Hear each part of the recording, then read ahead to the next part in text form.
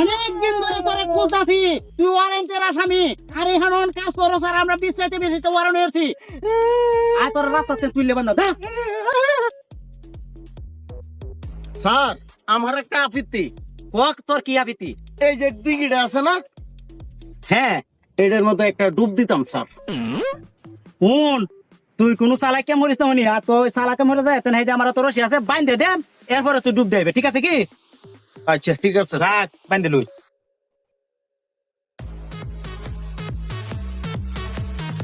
তাড়াতাড়ি গোসলটা করে উঠে উঠে।